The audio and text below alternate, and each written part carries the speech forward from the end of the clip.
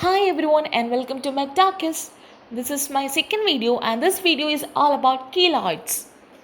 So I hope everyone is aware of keloid. അത് അത്ര rare condition അല്ലാത്തതുകൊണ്ട് തന്നെ ഒരുപാട് പേർക്ക് കേട്ട് പരിചയമുണ്ടായിരിക്കാം. ഇഫ് നോൺ പ്രൊഫഷണൽസ് ആണെങ്കിൽ പോലും all the fashions the girls and boys must have heard about കീലോയിഡ്സ്.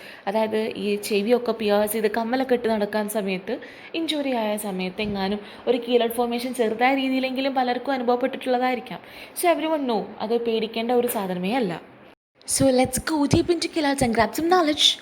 So this keloid is also known as keloid scar, the formation of a type of scar which depending on its maturity and is composed mainly of either type 3 early or type 1 late collagen.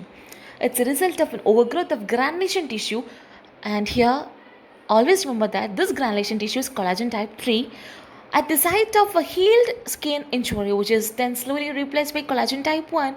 So ഇവിടെ നമ്മൾ ശ്രദ്ധിക്കേണ്ട ഒരു കാര്യം granulation tissue എന്ന് പറയുന്നത് collagen type 3 ആയിരിക്കും. ഇതൊരു healed ആയിട്ടുള്ള സ്കിൻ ഇഞ്ചുറിയിലായിരിക്കും മോസ്റ്റ്ലി ഒക്കർ ചെയ്യുന്നത് and it slowly replaced by collagen type 1. Keloids are firm, rubbery lesions or shiny, fibrous nodules and can vary from pink to the color of a person's skin or red to dark brown in color. So എല്ലാ ആൾക്കാരിലും keloids എന്ന് പറയുന്നത് same colours ആയിരിക്കില്ല, colour difference ചെയ്യും. Pink to dark brown, ചിലപ്പോൾ ആ പേഷ്യൻറ്റിൻ്റെ സ്കിന്നിൻ്റെ colour തന്നെ ആയിരിക്കാം. And the main thing that we have to remember is keloids are benign and not contagious.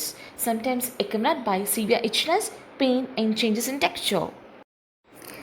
Keloids expand in claw-like rods over normal skin. If it becomes infected, it may ulcerate. So we have to take special care not to get any kind of infections, and always remember that if it gets infected, it may ulcerate. Keloids form on the scar tissue and the collagen that I told you before, used in wound repair, tends to overgrow in this area, sometimes producing a lump, mainly many times larger than that of the original scar.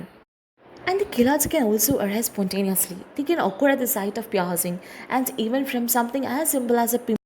So എപ്പോഴും പിയാസിങ് നടക്കണമെന്നില്ല. നമ്മൾ പലപ്പോഴും unnoticed ആയിട്ട് പോകുന്ന ഒരു pimple അല്ലെങ്കിൽ ഒരു scratch, അവിടെയൊക്കെ there are chances of keloid formation. The most common spots of keloids are earlobes, arms, pelvic region and over the collarbone. And it is more common in younger people between the age of 10 to 20 years. And they can grow if they appear at younger age because the body is still growing.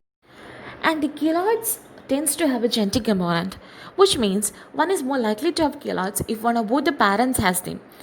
And no single gene has yet been identified which is a causing factor in keloid, but severe susceptibility loci have been discovered most noticeably in chromosome 15.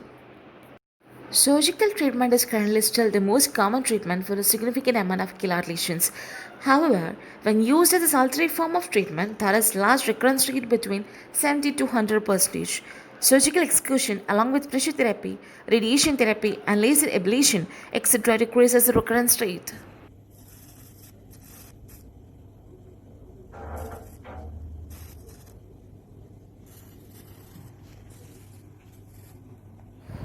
Extensive wounds, either thermal or radiological, can lead to large keloids.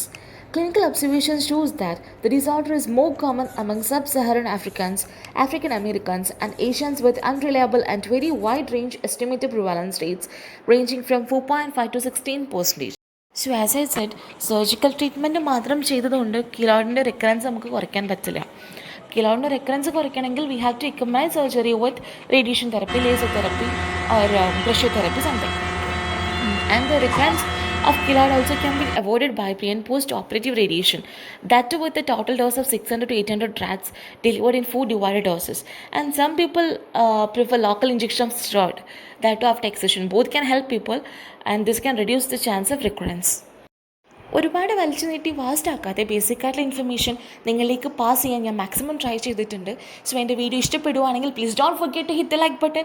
ഇതുവരെയും എൻ്റെ channel subscribe ചെയ്തിട്ടുണ്ടെങ്കിൽ please to subscribe my channel.